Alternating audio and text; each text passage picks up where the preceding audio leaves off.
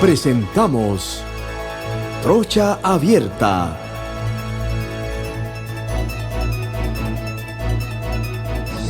Bienvenidos a todos los que me están sintonizando a esta hora a través de KW Continente, la verdad por encima de todo. Estamos de punta a punta en la geografía nacional y también internacional a través de las redes.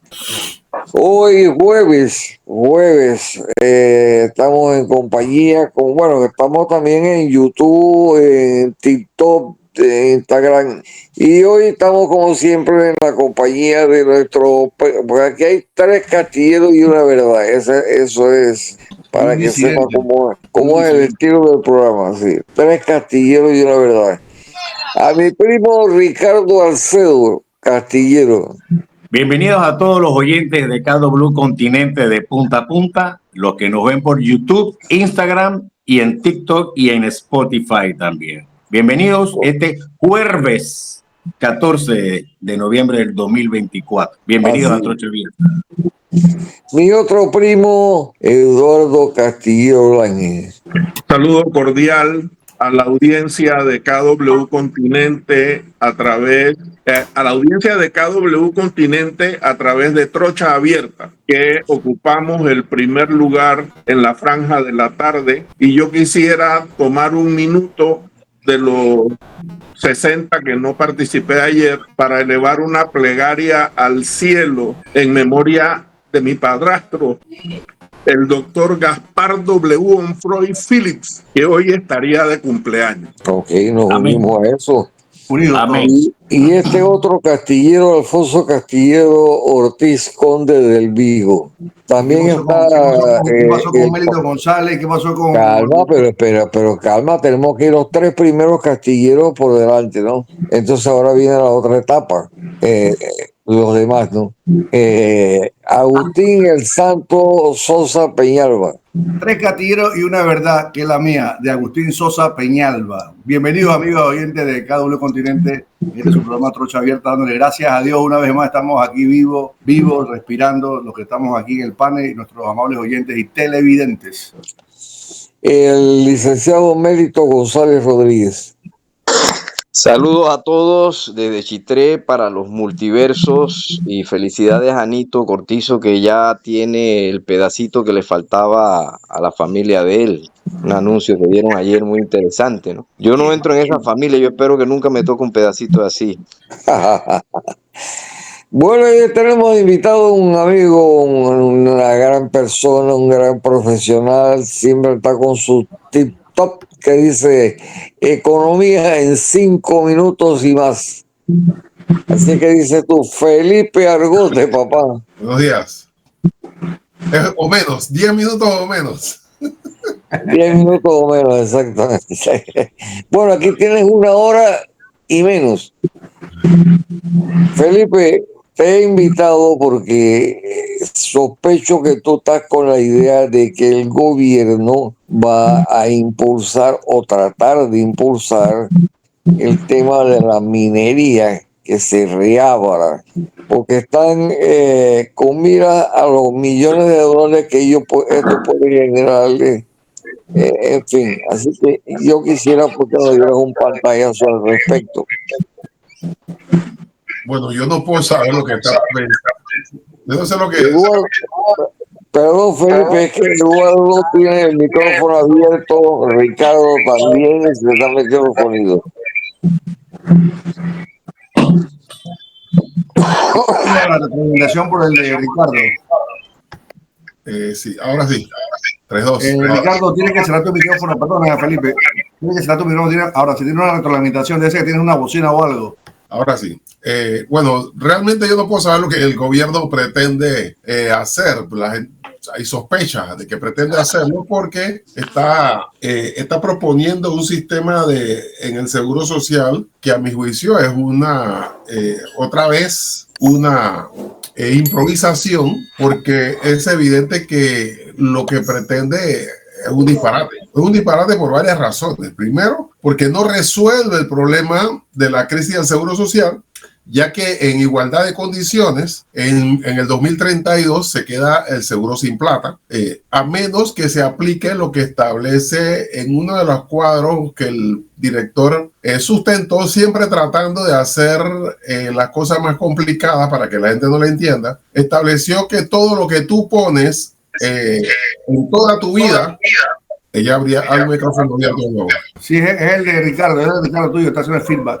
En toda tu vida, lo que pusiste en toda tu vida se divide entre 1000 y se multiplica por 5.34. Entonces tú dices, bueno, ¿qué es eso?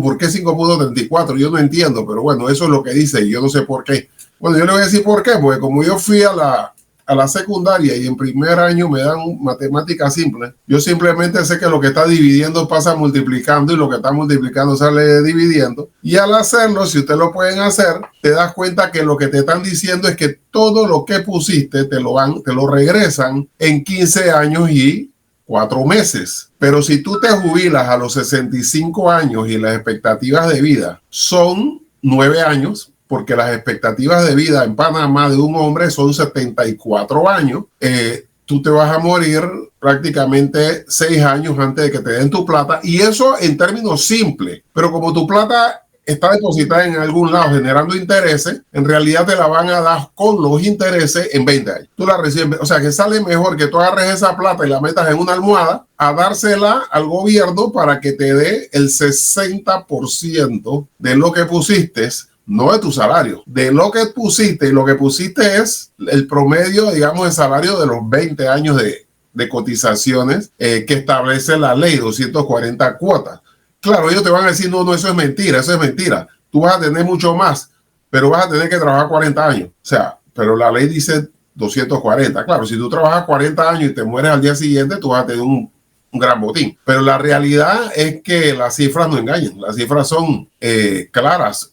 La expectativa de vida son 9 años después de los 65. Claro, hay gente que se queda hasta los 80 y pico. El que tiene seguro médico privado, el que puede ir a Houston, el que tiene un contacto en el gobierno que le paga la atención médica gratuita, pues por supuesto. Pero la gran mayoría de la gente, o sea, los que van, la clase media, la que va al seguro, probablemente que no recibe las mercancías, que no recibe las mercancías que requiere, entonces esa gente se va a morir antes de los 74 años y te van a decir, no, pero no pierde su plata. Eso lo hereda. Bueno, lo hereda, pero tú no le vas a dar. Mira, las proporciones son tan absurdas, pero tan absurdas, que tú para poder, por ejemplo, el mismo ejemplo que puso el actuario, para no decir que yo estoy inventando cifras, una persona que tiene un salario de $4,200, que es el salario que tiene la posibilidad de, en el actual sistema, jubilarse con 2.500, se jubilaría con 2.700, pero como el tope es 2.500, durante toda su vida, 20 años, tendría un salario de $816. Ahora, 2.500. Con el nuevo sistema, $816. Eso significa que alguien que toda su vida tenga un promedio de 2.000 va a tener una jubilación de 400. Una persona que tiene 1.000 va a tener una jubilación de menos de $200. El salario promedio en Panamá es 750. O sea que alguien que tenga un salario de 1.000 ya está en precariedad, al punto de que según la misma ley el Estado le va a redondear su jubilación en $265. O sea, es una cosa tan absurda lo que han hecho, porque el peor sistema de pensiones del mundo es aquel en donde solamente tienes tu cuenta individual. Esa jubilación no existe en ningún lado, porque en Chile hay cuentas individuales y el Estado te pone 3% del PIB para poder que las mujeres y los hombres se jubilen con casi el 30% de su salario, porque las pensiones individuales le dan 20%. En Panamá sería de salida, lo que te están proponiendo es que tu jubilación va a ser el 19.6% de tu salario. Yo entiendo que el actuario o un actuario es un contador, poco más que un contador, poco menos que un analista financiero, y él solamente quiere cuadrar su caja, pero así no funcionan los países. O sea, los países funcionan con sistemas estratégicos. O sea, si tú le das eso a los jubilados, es lo que está pasando ahora y va a ser peor. O sea, el 20% de los jóvenes no tiene trabajo. ¿Y no tiene trabajo por qué? Porque los jubilados no se retiran. ¿Y por qué no se retiran? Porque la mayoría no quiere volver a ser pobre. Pues tú te jubilas para ser pobre. No, yo me quedo trabajando. Entonces la idea es que te retires, o sea, la idea de los países es establecer sistemas de jubilación que los adultos mayores se retiren a disfrutar de sus últimos años y la juventud entra a trabajar. Pero eso no lo entiende el equipo que tiene y tampoco lo entiende el ministro, al cual le tengo gran aprecio, pero que él es un liberal de los tiempos de la década del 20, que él cree que el Estado no interviene para nada y por tanto él solamente está preocupado que el Seguro Social cuadre su caja. Entonces yo no creo que este país esté preparado para eso, ni lo va a aceptar. Y solamente recuerden lo que pasó en Nicaragua con el dictador Ortega. Yo creo que deben tomar ese documento no sirve. O sea, esa estructura que tiene no funciona. ¿Por qué? Porque este no es un país que va a aceptar algo como eso. O sea, yo le he hecho una propuesta coherente, tomada, escrita además, porque ni el director ni el ministro ha escrito un solo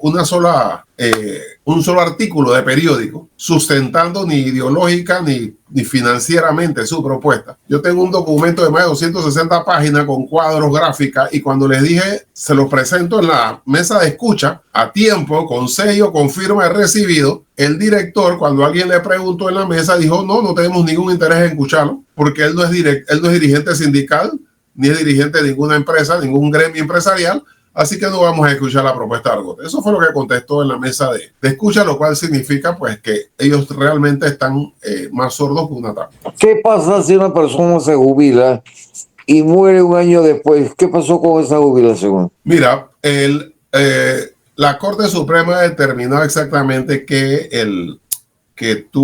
nadie te puede obligar a salir de tu trabajo. O sea, no se puede echar a alguien por viejo. O sea, no se permite porque el derecho de trabajo es uno solo. El asunto es que tú puedes, seguramente, sí, declarar que te vas a jubilar y puedes seguir trabajando, como ahora también. Se puede hacer. Entonces, yo no estoy de acuerdo en que a nadie echen por querer seguir trabajando. Eso estoy de acuerdo. Lo que estoy en contra es que tú tengas, por ejemplo, una jubilación especial y tú puedas trabajar y seguir cobrando la jubilación especial. O sea, la pregunta, Felipe, la pregunta no fue esa. ¿Qué pasa si la persona se jubila a un año, en un año muere después? ¿Qué pasó con esa jubilación? ¿Se perdió? ¿Los familiares no, es hereditaria, porque no es un fondo individual. O sea, no son, o sea, el sistema creado, inventado en este país, porque eso no existe en ningún otro lado, es el siguiente. Todo lo que tú pongas se va a una bolsa común. O sea, no son individuales porque no es tu cuenta individual. Es una cuenta en donde el Estado tiene todo lo que, o sea, lo que hizo la ley es tomarse los fondos del mixto, tomarse los fondos individual, inclusive expropiar los fondos personales, que eso es totalmente lo único que estaba de acuerdo yo con mis amigos de CONEP y de APD es que quitarle la plata a los jóvenes de su cuenta individual es un atraco, es un robo, es una expropiación. Yo estaba, como dice mi libro, por que se unificaran la parte solidaria del mixto, porque es común también y debía estar en el solidario. Ellos toman la parte individual, tu cuenta individual, y te la quitaron, te la robaron, la tiraron todo en una bolsa. En esa bolsa va a estar todo el mundo, así que tú no vas a poder ir a decir, oye, ¿cuánto yo tengo? No es que eso todo está en la bolsa, no es individual. Al momento de los 65 años, ellos te van a decir, tú tienes esto en la bolsa que pusiste en la bolsa común y te lo vamos a regresar en 20 años, contando los intereses que genera a partir de ahora. Si en ese momento, al día siguiente, una semana después, tú te mueres, tú tienes a quién le vas a dejar ese dinero. No está reglamentado, al menos yo no lo he revisado, aunque lo leí todo, que dijera cómo se reparte eso. O sea, si eso la anterior ley, contrario a lo que yo pienso, estaba establecido a quién dársela. Y yo decía, ¿por qué tú me vas a imponer a quién dársela si es plata personal? Ahí decía, te la tienes que dar a tu esposa, luego a tu hijo, luego a tus padres, si no tienes hijo ni esposa. Y yo decía, pero uno debe llenar y decir, le debo el 50 a mi esposa, el 20 a mi hijo, el 20 al otro hijo que tengo, o el que sea, pero eso era lo que decía, te obligaba a dárselo a lo que ellos querían. En este caso, si es igual, por ahí es la cosa, pero como es un fondo semi individual, no se pierde, pero tampoco te lo van a dar. Una pregunta, dentro de lo que tú has podido observar, leer, etcétera, ¿qué es lo ve desde lo peor hasta lo menos peor de la reforma. Ahí, bueno, yo creo que totalmente es un mamotreto y un disparate por varias razones. Uno, esa fórmula de entrega es un robo, porque a ti nadie, el Estado no te puede quitar todo tu fondo y decirte te voy a dar el 60% de lo que pusiste, porque te está robando 40%. Eso es lo peor, el sistema de pago. Pero hay cosas malas. Por ejemplo, que el director pueda agarrar los 9.500 millones y dárselo al que le dé la gana. O sea, ponerlo en fondo de pensiones privados en la forma que mejor le parezca, sin siquiera autorización de la junta directiva, que es un desastre. La junta directiva no se cambia, es la misma junta directiva inoperante, con el mismo esquema de nombramiento, eso no cambia. Lo único que cambia es que no se pueden reelegir 2 veces o algo así, lo cual no es nada, porque la gente no sabe que ellos cambian. O sea, hay algunos que están ahí mucho tiempo, pero hay algunos que llegaron y se fueron, y otros que fueron y regresaron. Y si te pones a ver, la junta directiva, por ejemplo, la anterior, el presidente sacó a 2 para nombrarlos. Uno lo nombró de viceministro, que era el presidente de la junta directiva. Entonces, la contradicción. Y el otro lo nombró de director de la DGI. Por tanto, pues, él es una mafia, pero cogió a 2 de su junta directiva y consideró que eran, lo cual no me consta que sean mafia. Yo creo que yo no puedo probar eso ni lo voy a decir. Eso lo dijo el presidente. Es más, a uno de los 2 lo conozco personalmente, al joven este de la DGI, es excelente profesional y es una excelente persona, miembro de APEDE. No una pregunta, Felipe, que es lo que corre mucho por los medios y por todos lados. Yo lo hago al trabajo directo. Esta normativa que quiere implantar, lo quiero llamar así por lo que te voy a preguntar, ¿fue producto de ese consenso o fue un show simplemente llegar a una presidencia, un grupo de 10 organizaciones, decir, aquí está, porque el presidente dijo literalmente, traigan propuestas y la vamos a considerar? Lo que estoy entendiendo que no se consideró básicamente nada. ¿Qué hay de cierto eso o falso con relación a lo que te pregunto? Tienes razón, ¿no? Y no solamente lo que dijeron los sindicatos, lo que llevó a la empresa privada. O sea, la empresa privada no trajo nada parecido a esto. O sea, la empresa privada lo que dijo es queremos cuenta individual. Punto. Que cada uno ponga su plata y saque lo que puso. Eso es el sistema y eso es su crédito y eso es su derecho de defender esto. Pero mientras estaban reunidos allá, evidentemente había alguien en otro lado haciendo una cosa que no se parece a nada de lo que ahí se hablaba. Sí, ahí estaban hablando cosas, pero esto es algo inventado. O sea, es algo que no existe en ninguna parte del mundo. O sea, eso ya estaba hecho, realmente. Ya eso estaba hecho. Solamente vamos a hacer un show público para decir que te estamos escuchando y que vamos a sacar un consenso, que en realidad no lo fue. Yo creo que lo estaba construyendo, porque escuchando al director del seguro en la asamblea, él se reía diciendo, no, y hasta hace 2 días, tarde en la noche, estábamos pasando eso, porque no podíamos hacerlo, tenemos que pasar la idea en letras, porque la ley es en letras y tal. O sea, eso lo hicieron. Yo lo que creo es que es igual que lo que pasó con mi tocayo Felipe. O sea, coge Felipe, haz esto, y tú regresa y llévalo. Y cuando llegó con una F, ¿no? Porque todo estaba mal hecho. Se lo llevaron para la casa, lo regresó y de nuevo estaba mal hecho. F de nuevo para atrás. Y regresó entonces poniendo qué es lo que usted quieren, diputados del gobierno y de esto. Ponme ahí y ya coge ahí. Le puse lo que usted quería.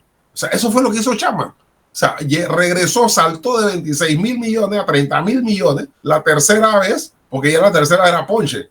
Así que los metieron, mírenlo, o sea, esto fue tan evidente que estaban discutiendo las vistas y de repente se van al cuartito los representantes del PRD, de Cambio Democrático, de RM, y salieron de ahí diciendo, ya no vamos a discutir más, estamos, y levantaron la mano, no dijeron nada, nadie habló. Y por eso fue el zafarrancho que se formó ahí, que el otro dijo, está bueno que se roben la plata y tal, porque a la tercera, lo único que hizo Felipe fue ir allá y diga, ustedes escriban lo que quieran, los traigo de esa forma y apruébenmelo. O sea que esto es una nota nuevamente de F con relación al Seguro Social. O sea, es un estudiante reprobado.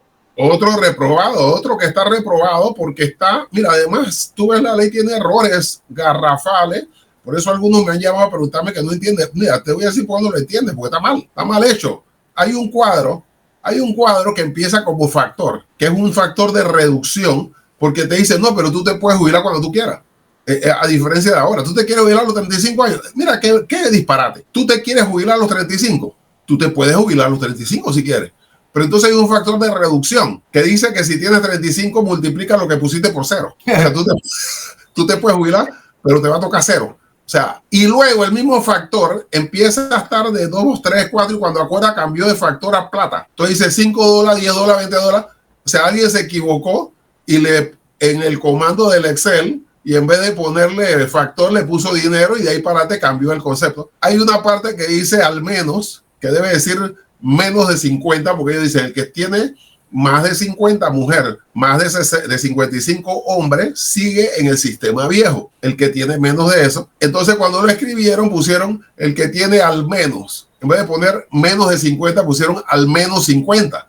Entonces, ¿quién entiende eso? Bueno, el que tiene al menos 50 es confuso. Entonces tiene, claro, errores de redacción porque lo hicieron en medio de los desfiles. En medio de los desfiles del 3 y el 4 de noviembre, parece que ahí estaban escribiendo y por supuesto, como cualquier estudiante que hace la tarea en último momento, al final llega con una cantidad de errores y por eso saca mal. Una pregunta, ese 4% que se habla, que va a ser la tasa de rendimiento tuya de tu ahorro, ¿dónde sacan esa información? Eso se lo inventaron, pues. 4%. ¿Por qué 4%? Es lo mismo que el factor. Como digo, ellos en vez de decir, mira, todo lo que pusiste, te lo vamos a pagar en 20 años, ¿ok? Para que lo entiendas. Ah, no. Pero es que tú haces lo contrario, tú dices, agarras el factor de 20 punto algo, 20.2.3, que es a 20 años, con un 7% de tasa de interés asumiendo. Agarras el numerando, lo metes como denominador, haces lo contrario y entonces te sale una cifra que dice 5.84, 5.44. Entonces tú dices, pero ¿por qué 5? Eso no te lo explica, no te lo dice nadie. No me dice 5.44. Tú tienes que inventar, ¿y eso a qué viene? Pero como dije, como yo di matemática simple, yo le hice el cambio y eso me da que tienes que dividirlo, lo que pusiste entre 831 más o menos, y entonces agarro una hoja de Excel, le meto una función de amortización y tú puedes saber, es más, yo estoy sacando ahora mismo, voy a sacar cuando termine el tutorial, un tutorial que hice para que sepas cuánto te va a tocar y te vas a dar cuenta que al final de todo, lo que te toca es el 19.6% del salario promedio de toda tu vida. No de tu último salario, del salario promedio de tu vida. O sea, alguien que tiene un salario de $5,000 al retirarse, probablemente su salario promedio sea de la mitad. Porque cuando empezó a trabajar, seguramente no tenía ese salario. Así que por ahí anda la cosa. No, y es que el punto también lo veo, es que cómo tú puedes calcular un porcentaje, porque esa plata va a entrar a una banca. ¿Cuál banca? Eso también es un tema que está en discusión porque quieren tirar esos fondos, privatizarlos. Y normalmente, cuando tú tienes un dinero, tú buscas el mejor factor para ti en función de lo que te pueda generar intereses. Ese es un punto que uno busca para buscar el mejor interés para uno. Pero ese interés va creciendo porque puede ser que el interés suba a lo largo de los 20 años de rendimiento hacia la caja de seguro social, pero tú me mantienes con el 4. Ahora, aparte de ese 4, lo que yo puedo entender es que el seguro social tiene que tener también un rendimiento de ese 4%. Por eso digo, ¿dónde sacan ese valor que a mí no me cuadra? Yo creo que es inventado porque, mira, diferente a lo que se dice, no es cierto que toda la plata del seguro social está en el Banco Nacional, como la gente cree, generando un 1%. Realmente, el rendimiento de los fondos de seguro social son de 3.9%. ¿Por qué? Porque, cierto, hay una gran parte que está en el banco, que creo que es 2.500 millones, algo así. 3.9 es bajo, eso es bajo, eso no es un buen rendimiento. Pero también tiene en bonos del Estado, en bonos soberanos, que le dan hasta 7%, e inclusive en la banca privada, hay 400 millones de dólares. No es que la banca privada no tiene ahí, tiene 400 millones de dólares, que yo pondría más. Porque yo lo que haría sería una estructura inteligente, diversificada, pero que esté en la ley. No que un sujeto pueda decidir sobre 9.000 millones de dólares y luego que, ups, me equivoqué, lo puse donde no era y perdimos plata, señores, disculpen. O sea, como pasó en el Fondo de Ahorro de Panamá, que en un año perdió 150 millones de dólares. Entonces, tendría que ser una estructura inteligente en donde una parte va para la empresa, para la banca privada, porque eso genera economía. Eso lo pone, pero con la condición de que no puede exportarla. O sea, no puedes jugar en el mundo con mi plata. Entonces, ¿para qué te la di? Tiene que ser lo suficientemente alta para que te quede en el mercado y genere crecimiento económico, pero lo suficientemente baja para que pueda ponerse. Porque si tú le pones 5.000 millones de dólares a la banca, aquí no hay gente con garantía de 5.000 millones en préstamo. Así que esa plata se va para afuera. Así que tú le vas a dar lo que corresponde. Vas a poner una parte en el fondo de ahorro de Panamá, porque ese sí va a jugar la pelota fuera del país, porque ese es un fondo soberano y ese es el objetivo para generar interés.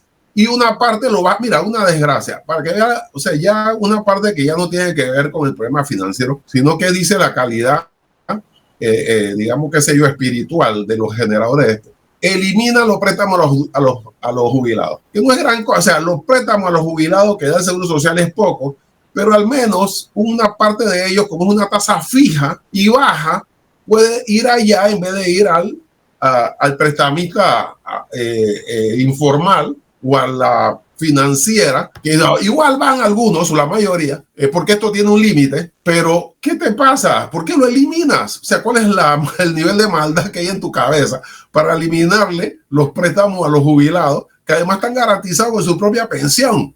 Bueno, eso se elimina. Pero ¿qué pasa? Mira, como ellos no han hecho la tarea, yo la hice, porque unos dicen, no, sabes que el fondo de Noruega genera hasta 20% de interés. Ok, pero no estamos en Noruega. Así que vamos ya a Panamá. Yo voy a ir a los fondos de pensiones privados que existen en Panamá y yo voy a ver cuánto es el rendimiento. ¿Por qué? Porque yo tengo fondo privado y yo sé cuánto rinden. Y a mí me rindió 3%. Es más, un año, el 2022, que yo perdí $500.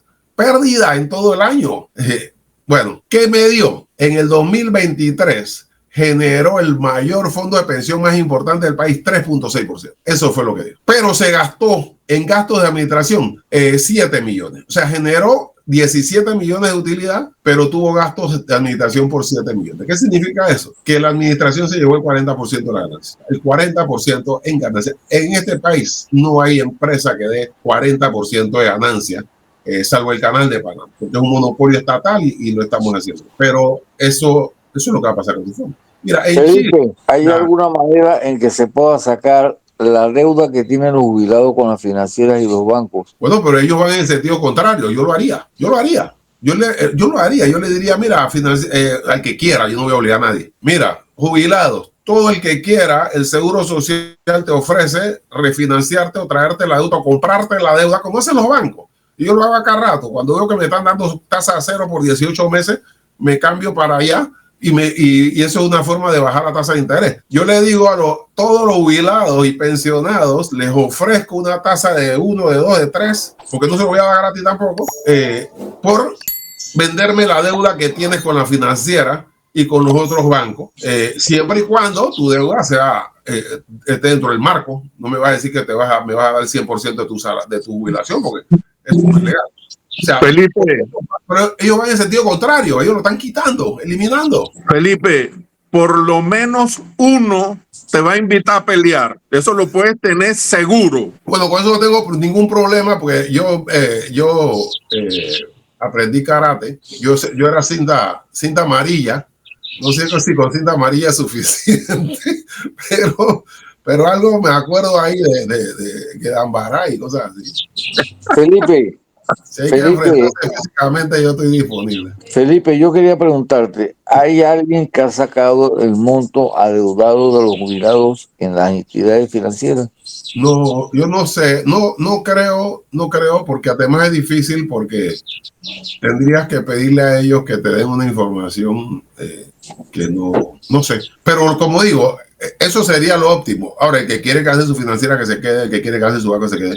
Pero lo óptimo es, pero lo que están haciendo es la inversa. O sea, lo que pasa es que oye, recuerda quiénes están a cargo. O sea, los que están a cargo no quieren eso. Lo que quieren es como si tú pones a la financiera, al gerente de la financiera en la dirección del seguro. Él te va a decir, no, pero ¿para qué vas a hacer eso? Oye, no cierra esto para que la gente vaya para la financiera. Eso es lo mejor que hay para el país. O sea, que la gente siempre es muy condescendiente consigo mismo y considera que sus intereses personales son prioritarios y son lo mejor que le puede pasar al país. Así que ellos deben estar pensando que lo mejor que le puede pasar al país es que los fondos de pensiones privados tengan toda la plata. Así que ellos van a cerrar cualquier válvula que haga que los jubilados no estén en la financiera y en los fondos de pensiones. Eso es lo que van a hacer. Y eso es lo que están haciendo. Pero digo, cuando tú abres el compás y tú le dices a los jubilados, tráigame la carta de saldo, ahí tú vas teniendo idea del monto adeudado a esas entidades. Y entonces tú haces la evaluación, como tú dices, ellos son garantías con su propia jubilación. Yo creo que eso les podría aumentar el poder adquisitivo de los jubilados porque les va a bajar lógicamente la letra de los intereses que le están cobrando. Entonces, de esa manera también el seguro tiene mayor rendimiento, ¿ves? Y por el otro lado, al jubilado le va a quedar más platita, más chenchen en el bolsillo. Eso es lo que Digo, pasa. Va en sentido contrario. A ver, supuestamente, cuando yo hago un préstamo, el jubilado hace un préstamo a estas entidades financieras, automáticamente existe el descuento directo que va hacia la caja del Seguro Social, ¿verdad? Para que el seguro cancele mensualmente el préstamo. Tiene que haber alguna información en el departamento, valga la redundancia, de informática, que te diga exactamente cuánto es el descuento total que la caja del Seguro Social paga a las entidades financieras o a los bancos. ¿O me equivoco? Yo creo que sí debe tener, tienes razón, ellos deben tener esa información, porque ellos son los que reciben el descuento de jubilados para pagarle a los bancos. La otra pregunta que quiero hacerte, si en un programa, que hay 4 programas, servicios profesionales, riesgo profesional, etcétera, por maternidad, no sé, son 4 programas. Si de esos 4 programas hay 2 que tienen superávit, ¿no hay manera humana de pasar esa plata al programa de invalidez, vejez y muerte? Sí hay. Inclusive se ha hecho. Lo que pasa es que eso tiene límites, pero por lo menos mira, la estructura que continúa la misma es desastrosa. Porque como tú dices, hay 4 programas. El programa de administración, si tiene superávit, sí se puede trasladar y efectivamente se hizo, porque la plata de la parte solidaria se acabó. Eso se acabó. Pero el gobierno le debe plata. Así que, pero hizo un traspaso de la administración al solidario. Por eso yo decía, un poco en un tweet que lo saqué, pero era para hacerle reventar la cabeza, que yo dije, mira, parece que no hay ningún problema en el sistema solidario, porque en el 2023 el fondo, en vez de bajar, subió. O sea, como va la cosa, de repente vamos a tener que bajar la edad de jubilación mejor. Pero no era eso. El problema que fue que en el 2023 el gobierno le puso 517 millones de dólares que debía al Fondo Solidario hasta el 2020. O sea, actualmente le debe 560 adicionales que no ha pagado. Miren, esto es simple, o sea, en todos los países del mundo, el Estado le pone plata a las pensiones. No existe ninguno que no inclusive en Chile, que son individuales, el gobierno le pone 3% porque las pensiones son muy bajas. En Estados Unidos es un sistema, es una cultura del individualismo. Por eso le digo, allá cuando tú te pones viejo, tus hijos te venden tu casa, tu carro, toda tu propiedad y con esa plata te metes en un asilo. Y eso es culturalmente aceptado. Sin embargo, si tú te vas a Miami, tú vas a encontrar sentado un montón de cubanos que no pagaron mucho, o pagaron muy poco de jubilación porque llegaron ya adultos, que el Estado les paga. El Estado los subsidia, la jubilación, o sea, la vejez. En Panamá, el Estado le pone, según la ley 51, 140 millones de dólares. O sea, en Uruguay le pone 9.000 millones de dólares. En Costa Rica le pone 4.000 millones de dólares. En Brasil le pone el 10% del PIB. En Chile, que tiene cuentas individuales, 3%. Bueno, en Panamá es 0.1% del PIB.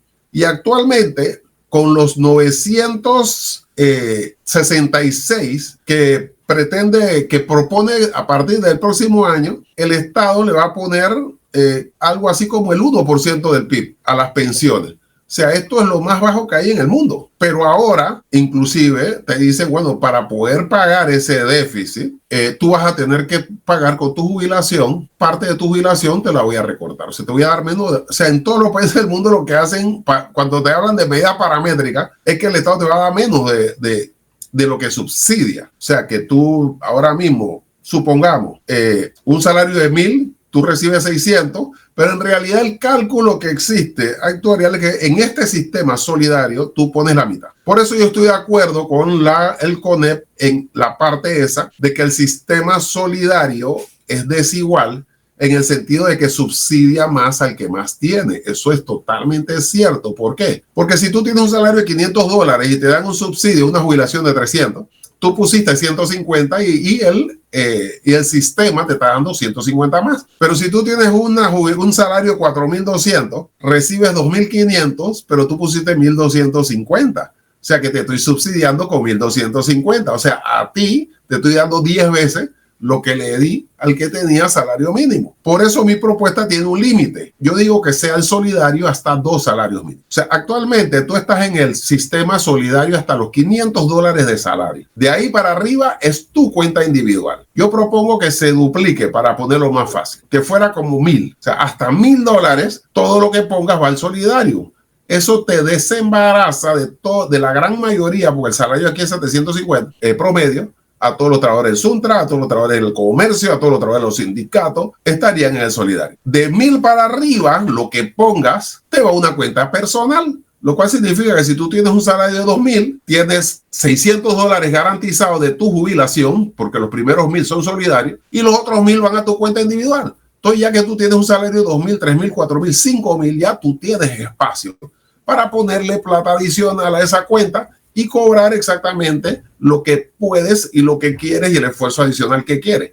Resuelve el problema de los trabajadores, resuelve el problema de los que tienen más ingresos, que creen que el sistema no les conviene, y además da el derecho del esfuerzo individual, al cual yo estoy de acuerdo. Yo creo que todo el que puede y quiere poner algo más tiene derecho a hacerlo. No puede ser un sistema solidario puro. Esto resuelve, y no solamente lo digo filosóficamente, como hacen el actuario y el ministro, que dice cosas. Yo lo tengo respaldado con cifras que demuestran que eso es viable y responde a la necesidad de una sociedad que va a enfrentarse en las calles solamente porque el director responde al lugar donde él viene. Mira, si tú eres agricultor, no importa lo que hagas después, si tú produces arroz, tú vas a pensar que lo mejor del mundo es el arroz y el Estado tiene que subsidiar el arroz. Si tú vienes de un sistema de pensiones o de una empresa que de jubilación, tú vas a pensar que el mejor lugar para estar es esa empresa, ahí va la plata. Entonces eso es lo único que quiere, agarrar la plata y dársela a los fondos de pensiones. Y como yo digo, yo no estoy en contra de que una parte se ponga. Yo creo que debe diversificarse, porque yo soy financista. Yo no puedo creer que el Estado debe tener gran parte de los fondos pagando 1%. Eso no puede ser, aunque en el Banco Nacional también debe haber una proporción, pero no muy alta. La plata debe estar una parte en la banca privada, en los fondos de jubilación privados, para que genere crecimiento económico en la economía. Una parte en el Fondo de Ahorro de Panamá para que genere ingresos en la sociedad en su conjunto, poniendo plata afuera, como hace Dubái, como hace Singapur, y otra parte debe estar en construcciones del Estado, en puentes, en carretera, en agua, para que también resuelva cosas de la economía, y un fondo de seguro firme, estable, que no se mueva, que es mi seguridad de que no se va a desplumar todo en una gran crisis mundial. O sea, eso se hace. Había hace unos años, y disculpa Felipe, tengo entendido que actualmente, si yo soy una persona informal, ya no me da la capacidad de que yo mismo aporte al seguro individualmente. O sea, que yo vaya al seguro y diga, bueno, este mes generé $2,000, voy a aportar lo que me corresponda. ¿Eso por qué no se abre ese marco para que entonces interesemos a esa persona informal o al que no cotiza a que empiece a cotizar? Y eso es más entrada al seguro y más seguridad para la persona que se siente informal, que va a decir, bueno, yo voy a cumplir 60 años, 62, he sido informal toda mi vida y no voy a poder tener una jubilación pequeña, digna. ¿Por qué no abren ese compás nuevamente? Porque realmente vivimos un país que improvisa. Hemos ido de un extremo al otro. Lo que tú dices, Ricardo, es totalmente cierto. Y yo se lo digo acá rato. O sea, teníamos, ahora te voy a decir cómo cambia. Es como si yo tengo una empresa aseguradora y le digo a los vendedores, no vayan a conseguir clientes porque después chocan los carros y lo vamos a tener que pagar. O sea, eso es el seguro. sea, trata de que, no es que no te lo, es que te hace la vida imposible. Es tan absurdo que tú para poder entrar al seguro tienes que ir a un centro de salud, hacerte una serie de pruebas, regresar, y a mí me constan, porque yo cuento con empleados informales, porque una parte de lo que hago es una academia, entonces son profesores que dan clases los sábados. Esa gente no tiene suficiente cuota y quiere ser inscrito. Ok, espérate, tienes que ir al centro de salud. Cuando te toca 1 año y medio la cita para llevar, cuando llegue que eso se venció, los pruebas, vete de nuevo. Oye, tú eres un hospital, ¿por qué no tienes allá abajo una clínica del Seguro Social en donde tú bajas y te das cuenta si el tipo se está muriendo y por eso quiere meterse al seguro, o tiene la salud suficiente para probarlo? Porque tú lo que quieres son nuevos clientes. No, aquí se trata de que no entren. Pero ahora nos fuimos al otro extremo. Se establece en la ley la obligatoriedad de inscribirse so pena de multa. O sea, y tú tienes que llevar tus estados financieros cada año para comprobar tus ingresos, o te pueden meter una multa de hasta $5,000. O sea, estamos hablando de taxistas, Uber, reggaetoneros, ingenieros, médicos, ¿cómo se llama? Contadores, abogados, todos van a tener que ir y llevar su estado financiero para poder tener que obligatoriamente. Yo estoy además en contra del monto que se le cobra, porque a los independientes, esa es otra limitante. Mira, el independiente, su ingreso no es su ingreso disponible. O sea, en un asalariado, su salario es su ingreso disponible. Esa es la plata que se va a gastar. Pero un independiente, lo que le ingresa, tiene que reducir costos. Pues si yo soy, qué sé yo, soy un tipo que limpia aire acondicionado, yo tengo que gastar en la gasolina, en el carro que se daña, en mis herramientas. Entonces, no es verdad que lo que ingresa es tu disponible. Entonces, ¿qué tú haces? Tú haces un cálculo. Ese cálculo existe. Eso se llama CAIR. Cuando a ti te dicen CAIR, es la proporción que generalmente se gana una empresa de sus ingresos. Entonces, el CAIR creo que es 4.6. Entonces, tú puedes pagar el 4.6% de tus ingresos, o puedes demostrarme que eso es más de tu utilidad neta, como quieras. Entonces, yo agarro tu independiente y te digo, yo calculo que tu utilidad es 4.6% de tus ingresos. De ese ingreso es que tú me vas a pagar al Seguro Social. O que diga que eso. A ver, yo puedo, como independiente, al yo presentar mis estados financieros, al final, que hago que mi contable me hace para que yo presente a la DGI, yo puedo deducir para efectos de impuestos, deducir que yo estoy pagando a la caja del Seguro Social, que estoy aportando a las cuotas. ¿Eso es deducible de mis impuestos a final de año? Pregunto. No, yo no soy abogado, ni soy especialista en impuestos, pero creo que no. Creo que no, porque tampoco te lo deducen cuando eres asalariado. Si eres asalariado, lo que pagas de impuestos no es en función, no reduces el Seguro Social para pagar impuestos. Entonces, yo calculo que debe ser el mismo esquema. Pero igual, no es que te cobran sobre la base de tu utilidad. Siempre como independiente, si no eres una empresa, vas a pagar lo que corresponde, que si mal no recuerdo es 9.25 de tus ingresos. O sea, la parte laboral la pagas tú. Y como digo, es absurdo, porque si a mí me quitan de mi salario 9.5%, pero mi salario es lo que ya yo tengo disponible para gastar. Un independiente lo que ingresó puede ser ni la mitad de lo que tiene disponible para gastar. Antes de terminar el programa, Felipe, yo quiero que me des tú la solución que consideras puede haber para que esto se arregle. Mire, yo le he propuesto muy claramente, lo voy a decir muy rápidamente, aquí hay tres problemas en el Seguro Social. Está el sistema solidario, que se queda sin plata, no porque los jóvenes quieren tener perros y no hijos, eso es mentira, sino porque se cerró. O sea, a partir del 2008 nadie entra en el sistema solidario. Por eso lo que estábamos ahí nos tuvimos que quedar. Pusimos la plata para los jubilados, pero ahora que nos toca a nosotros, atrás de nosotros no hay nadie, porque se cerró en el 2008. Luego tienes el sistema mixto, que tiene un grave problema, que es que paga muy bajas pensiones, menos del 30%. Y luego tienes el problema del flujo, el flujo de efectivo, que hay que pagar pensiones y no hay dinero. Es como que te diga, mira, tu empresa tiene un problema, tiene crisis, pero viene el actual y te dice, mira, vamos a aumentar los precios, vamos a subir esto, vamos a hacer eso, y a valor presente vamos a tener $10 millones. Yo digo, sí, pero a valor presente, pero ¿cómo pago la planilla el otro mes? Eso no lo resuelvo. Bueno, ese es el problema. No está resuelto. Los 960 no alcanzan. Alcanzan el otro año, pero en el 2032 se acaba la pata. ¿Cómo se resuelve esto? Yo digo, primero, la parte mixta tiene dos componentes. La parte personal y la parte colectiva. Y la parte colectiva.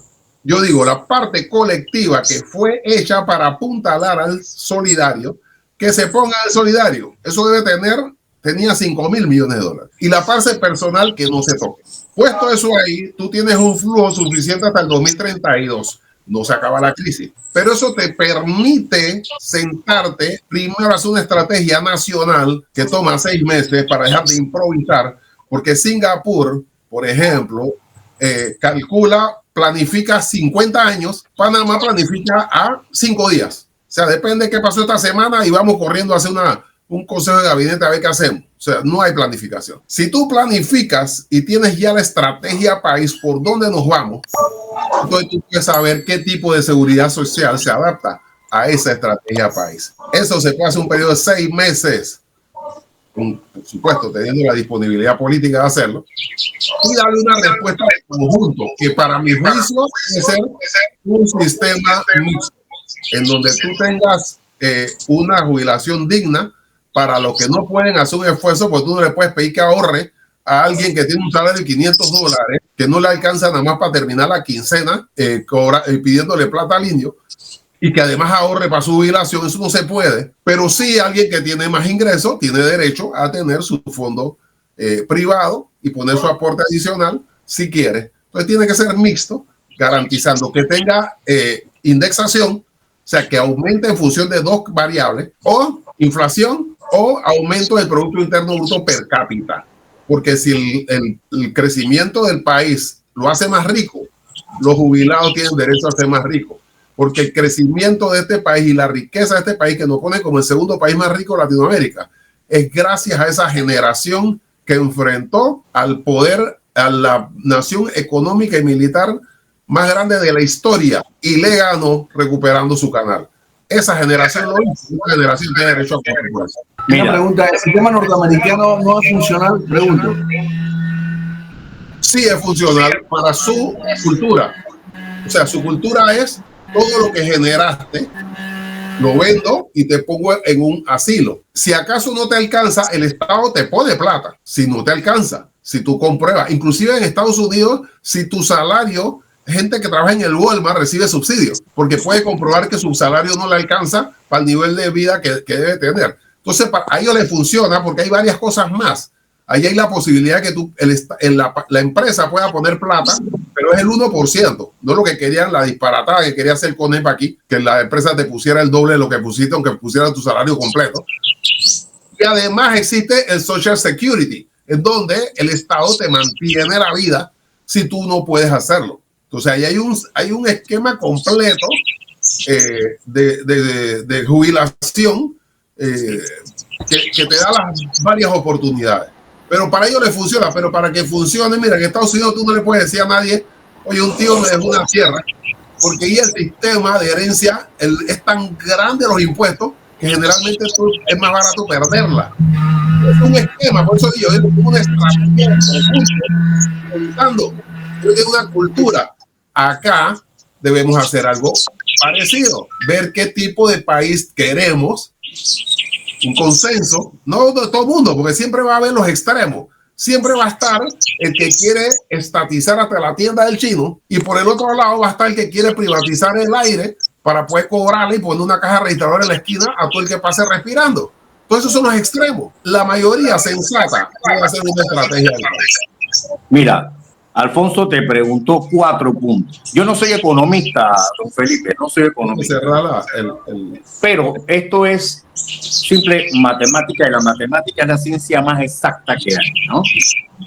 Primero, yo siendo directivo de la Caja del Seguro Social, invierto en fondos que me den mucho mayor porcentaje de interés. 2, trato, como lo comentaste, trato de recuperar esos préstamos que están en las diferentes financieras y en los bancos con todos los jubilados y recupero esa cartera. Les cobro un porcentaje menos de interés que me paguen y ellos siguen teniendo una vida digna con los préstamos.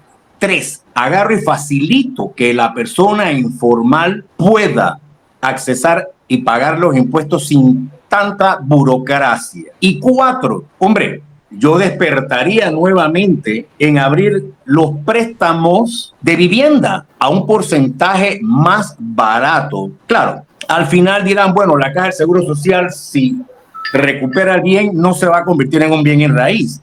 Pero si tú haces que ese interés que tú vas a pagar por un préstamo hipotecario sea razonable para esa persona que no puede ni tiene la capacidad para ir a un banco que le van a quitar quién sabe cuánto, usted me va a decir que con estas cuatro puntos la Caja del Seguro Social no puede entrar en una nueva etapa y recuperar fondos y adquirir nuevos fondos de interés para el bien de todo el futuro de los jubilados.